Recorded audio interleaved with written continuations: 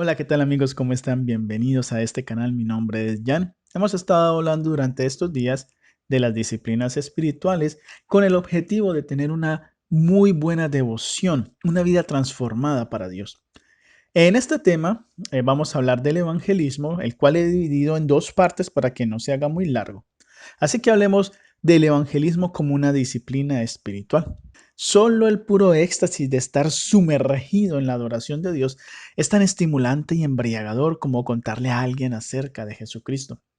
Algunos de los momentos más gratificantes de mi vida como cristiano ha sido ir a hacer como una jornada misionera, cuando vamos solo a hablar de Cristo nada más, en las calles, en los hogares, con un individuo, con un grupo, todo el día. Lo mismo ocurre en el lugar aquí donde vivo. Nada más me emociona tanto como una conversación acerca de Cristo con alguien que no lo conoce. Pero mi experiencia no es inusual. Hablar con una persona sobre Jesús puede ser una experiencia intensamente gratificante para cualquier creyente. Y sin embargo, nada me causa más rápidamente una ansiedad deslumbrante en un grupo de cristianos como hablar de nuestra responsabilidad de evangelizar. Conozco muchos creyentes que se sienten seguros de estar obedeciendo al Señor cuando se trata de asimilar las escrituras, o de dar, o de servir. Pero no conozco a un solo cristiano que diga con valentía: yo soy tan evangelista como debería de ser. El evangelismo es un tema amplio y no intentaré ser exhaustivo al respecto en este tema. La idea principal que quiero comunicar aquí en este tema es que la devoción requiere que nos disciplinemos en la práctica del evangelismo. Estoy convencido de que la razón principal por la que muchos de nosotros no testificamos de Cristo de maneras que serían efectivas y relativamente libres es por el temor, simplemente porque no nos disciplinamos para hacerlo. Déjame decirte que Dios espera que nosotros practiquemos el evangelismo. La mayoría de los que escuchan estos temas no necesitarán ser convencidos de que Jesús espera el evangelismo de cada uno de sus seguidores. No espera que todos los cristianos utilicen los mismos métodos de evangelización, pero sí espera que todos los cristianos evangelicen.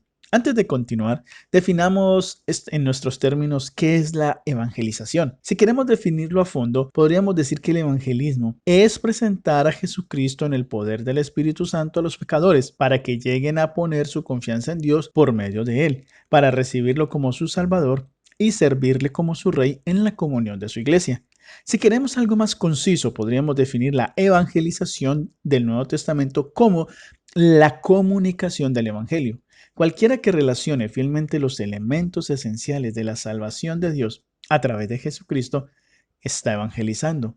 El evangelismo ocurre ya sea que las palabras del Evangelio se digan, escriban o registren, siendo entregado a una persona o a una multitud. El mismo Señor Jesucristo nos ha mandado a testificar.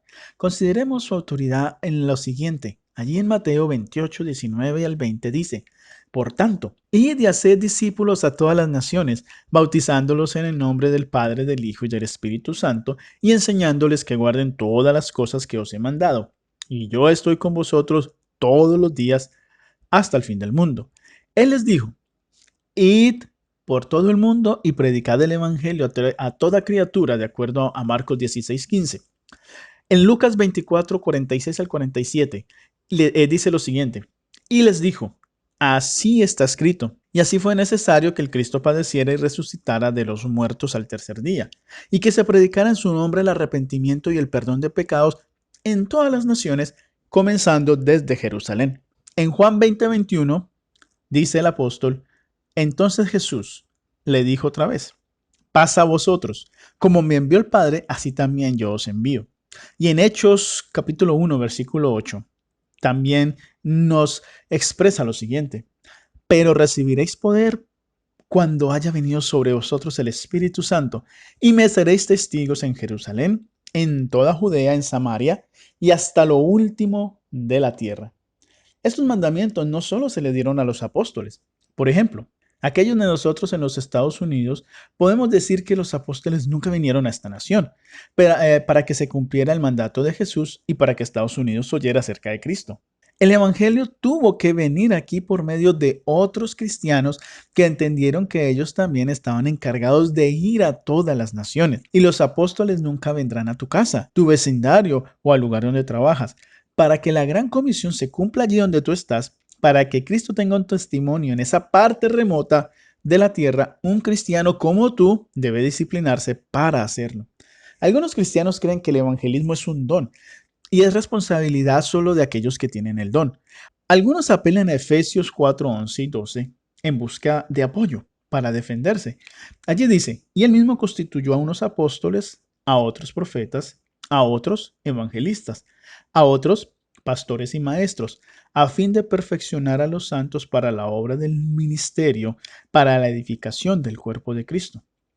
Dios da dones a algunos para el ministerio como evangelistas, pero llama a todos los creyentes a ser sus testigos y les proporciona tanto el poder de testificar como un mensaje poderoso. Así, mientras Dios llama a cada creyente a ser testigo, solo llama a unos pocos testigos al ministerio vocacional de un evangelista. Así como cada cristiano, sin importar su don espiritual o ministerio, debe amar a los demás, así cada creyente debe evangelizar, sea o no su don de evangelista.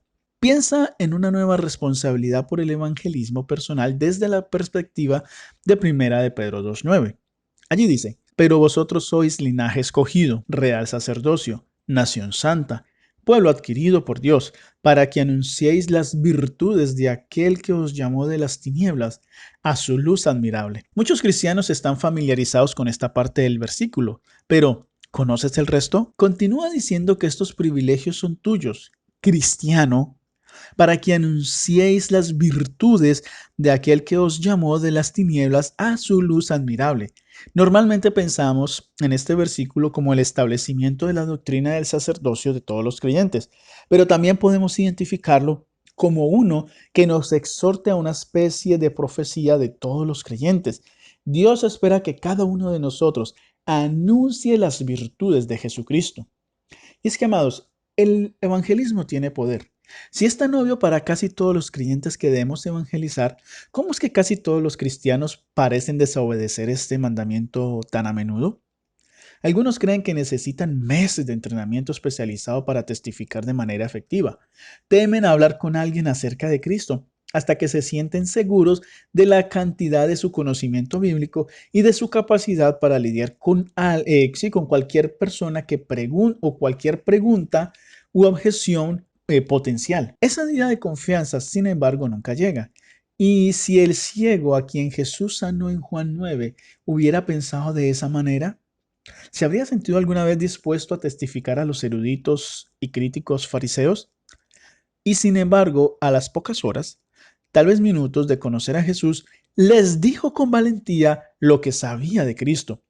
A veces no hablamos de Cristo porque tememos a la gente y tememos que esas personas nos consideren extraños y nos rechacen. En el colegio comunitario, que aquí en Estados Unidos hay algo que se llama Community College, colegio comunitario, me hice amigo de un compañero que estudiaba conmigo. Cuando me di cuenta de que no era cristiano, sentí la carga de compartir el Evangelio con él. Hice lo mejor que pude para modelar el carácter de Cristo a su alrededor y oré por oportunidades de testificar ante él. Un día, cerca del final de aquel año escolar, justo cuando sonó la primera campana, me sorprendió al preguntarme, ¿por qué siempre estás feliz? Aunque la clase estaba a punto ya de comenzar, podría haberle dado a mi amigo un testimonio claro, aunque fuera solo una oración. Podría haber respondido por Jesucristo, o podría haber dicho, me gustaría decirte por qué después de la clase. Pero cuando finalmente llegó la oportunidad por la que había orado, me quedé paralizado por el temor de que pensara menos de mí por mi fe y entonces le dije, no sé.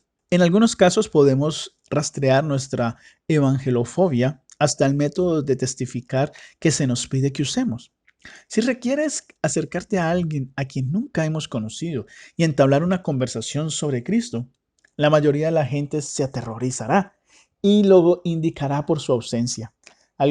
Aunque algunos lo disfrutan, la mayoría de la gente tiembla ante la idea de ir de puerta en puerta para compartir el Evangelio. Incluso los métodos que requieren testificar a amigos o familiares, si implican un enfoque forzado, de confrontación o antinatural, nos llenan de miedo al compartir las mejores noticias del mundo con las personas que más amamos. Nunca lo escuché, pero creo que la seriedad del evangelismo es la razón principal por la que nos asustamos. Nos damos cuenta de que al hablar con alguien sobre Cristo, están en juego el cielo y el infierno. El destino eterno de la persona se cierne ante nosotros. E incluso cuando creemos con razón que los resultados de este encuentro descansan en las manos de Dios y que no somos responsables de la respuesta de la persona al Evangelio, todavía sentimos el deber solemne de comunicar el mensaje fielmente, así como el santo temor de decir o hacer cualquier cosa que pueda convertirse en piedra de tropiezo para la salvación de esa persona. Muchos cristianos no se sienten preparados para tal desafío o simplemente tienen muy poca fe y vacilan al entrar en una conversación de, sí, tan eternamente importante. Jeremiah Burroughs, en su libro Gospel Worship, ofrece otra explicación para el miedo de los cristianos a la evangelización. Él dice allí: una razón dominante que subyace a la creciente renuencia de los cristianos a compartir su fe con los no cristianos se refiere a la experiencia de compartir la fe en sí. Al preguntar a los cristianos sobre sus actividades de testificación, hemos descubierto que 9 de cada uno de los individuos que intentan explicar sus creencias y teología a otras personas salen de esas experiencias sintiéndose como si hubieran fracasado. La realidad del comportamiento humano es que la mayoría de la gente evita aquellas actividades en las que se percibe como un fracaso. Como criaturas que buscan placer y comodidad, enfatizamos aquellas dimensiones y actividades en las que somos más capaces y seguros. Por lo tanto, a pesar del mandato divino de difundir la palabra, muchos cristianos redirigen sus energías hacia áreas de actividad espiritual que son más satisfactorias y en las que más probablemente tengan éxito. ¿Qué es el éxito de la evangelización? Cuando la persona a la que testificas viene a Cristo, ciertamente eso es lo que queremos que suceda, pero si medimos el éxito evangelístico solo por las conversiones, ¿somos fracasados cuando compartimos el evangelio y la gente se niega a creer? ¿Fue Jesús un fracaso evangelístico cuando personas como el joven rico se apartaron de él y de su mensaje? Y esto lo podemos ver en Marcos capítulo 10, versículo 21 al 22. Obviamente no. Entonces tampoco lo somos cuando presentamos a Cristo y su mensaje y la gente se vuelve incrédula. Necesitamos aprender que compartir el Evangelio es un evangelismo exitoso. Debemos tener una obsesión por las almas y suplicar con lágrimas a Dios que vea a más personas convertidas. Pero solo Dios puede producir el fruto del evangelismo llamado conversión. En este sentido, somos como el servicio de correo. Ellos miden el éxito por la entrega cuidadosa y precisa del mensaje, no por la respuesta del destinatario. Siempre que compartimos el Evangelio, que incluye el llamado al arrepentimiento y la fe, lo hemos logrado. En el sentido más verdadero, todo evangelismo bíblico es un evangelismo exitoso, independientemente de los resultados. El poder del Evangelio es el Espíritu Santo. Desde el instante en que mora en nosotros nos da el poder de testificar. Jesús enfatizó esto en Hechos 1:8 cuando dijo: pero recibiréis poder cuando haya venido sobre vosotros el Espíritu Santo y me seréis testigos en Jerusalén, en toda Judea, en Samaria y hasta lo último de la tierra. Jesús espera la evangelización de cada cristiano porque el Espíritu le da poder a cada cristiano para evangelizar. Pero los cristianos a menudo malinterpretan este poder. El Espíritu no da poder a todos los cristianos para evangelizar de la misma manera. Más bien, a todos los creyentes se les ha dado poder para ser testigos de Jesucristo. Y la evidencia de que se le ha dado el poder de presenciar es una vida cambiada. El mismo poder del Espíritu Santo que cambió tu vida por Cristo es el poder de testificar de Cristo. Entonces, si Dios por su Espíritu te ha transformado en un seguidor de Jesús, ten confianza en esto. Dios te ha dado el poder de Hechos 1:8. Esto significa que tienes el poder de compartir el Evangelio con la gente en formas y métodos compatibles con tu personalidad, con tus dones espirituales, con tus oportunidades, etc. Tener el poder de Hechos 1:8 también significa que Dios fortalecerá tu vida y tus palabras para compartir el Evangelio de maneras que a menudo no percibirás. Para decirlo de otra manera, el Espíritu Santo puede otorgar mucho poder a tu testimonio en un encuentro evangelístico sin darte ningún sentimiento o sentido de poder en él. El Espíritu Santo no solo da poder a las personas que comparten el Evangelio. El Evangelio que compartimos también está incrustado con el poder del Espíritu Santo. No me avergüenzo del Evangelio, dijo el apóstol Pablo en Romanos 1:16, porque es poder de Dios para salvación de todo aquel que cree, del judío primeramente y también del griego. Es por eso que las personas pueden convertirse, ya sea que escuchen el Evangelio de un maestro adolescente de una clase de escuela bíblica, de vacaciones o de un evangelista capacitado en un seminario con un doctorado. Si lo leyeron en un libro de un erudito de Oxford como C.S. Lewis o en un simple tratado. Es el evangelio que Dios bendice como ninguna otra palabra. Esto no significa que el Evangelio sea una especie de varita mágica que podamos agitar sobre los incrédulos y el poder de Dios brotará automáticamente de él y convertirá a todos los que escuchen. Probablemente eres como yo en el sentido de que escuchaste el Evangelio muchas veces antes de ser salvo. Sin duda, puedes pensar en varias personas que han escuchado el Evangelio repetidamente y no han experimentado el nuevo nacimiento. Dios también debe otorgar fe, de acuerdo a Efesios capítulo 2, versículo 8 y 9. Al escuchar el Evangelio, porque es poder de Dios para salvación de todo aquel que cree, dice allí. Sin embargo, es a través del Evangelio que Dios da el poder de creer. Ese es el significado de Romanos 10:17, donde dice, así que la fe es por el oír y el oír por la palabra de Dios. Cuando hables el Evangelio, comparte el poder de Dios para salvación de todo aquel que cree. Compartir el Evangelio es como caminar en medio de una tormenta y repartir pararrayos. No sabes cuándo caerá un relámpago ni a quién le caerá, pero sabes a qué golpeará, al pararrayos del Evangelio. Cuando lo hagas, el pararrayos de esa persona se cargará con el poder de Dios y él o ella creerán. Por eso podemos estar seguros de que algunos creerán si compartimos el Evangelio con fidelidad y tenacidad. El Evangelio es el poder de Dios para la salvación y no nuestra propia elocuencia o persuasión. Dios tiene sus elegidos a quienes llamará y a quienes ha elegido para llamar a través del Evangelio. Podemos leerlo en Romanos 8, 29, 30 y Romanos 10, 17. De lo contrario, nos desesperaríamos cuando la gente rechazara el Evangelio y su incredulidad nos convencería de dejar de evangelizar. Pero el poder de las personas para reconciliarse con Dios viene a través del mensaje del Hijo de Dios. Si damos ese mensaje, podemos estar seguros de que algunos responderán.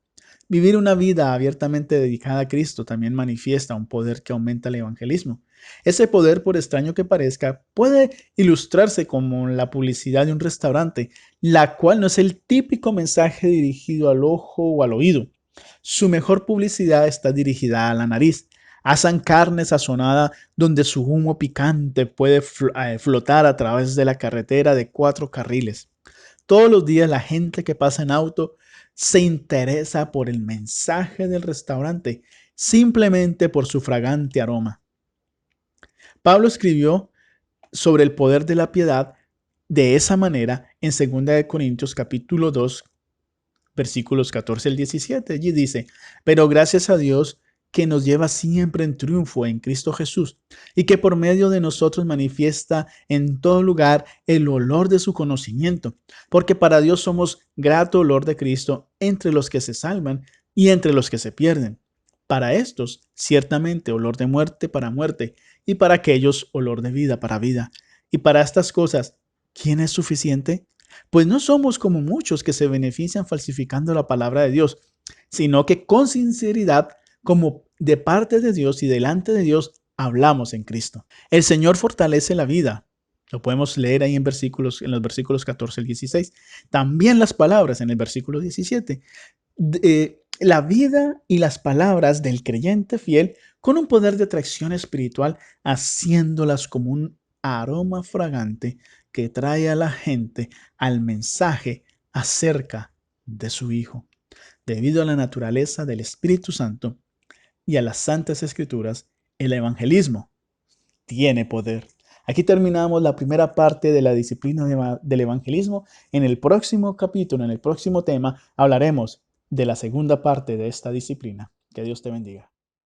Si te ha gustado este video, te invito para que te suscribas si no lo has hecho y para que le des clic en la campanita y de esta manera YouTube te avise cuando subo mi próximo video. También te invito para que escribas en la caja de comentarios y me dejes tus impresiones. Y si me quieres apoyar, lo puedes hacer también con un like, con un me gusta y también para que compartas este video a aquellas personas que tú creas que se pueden beneficiar con este tipo de contenidos.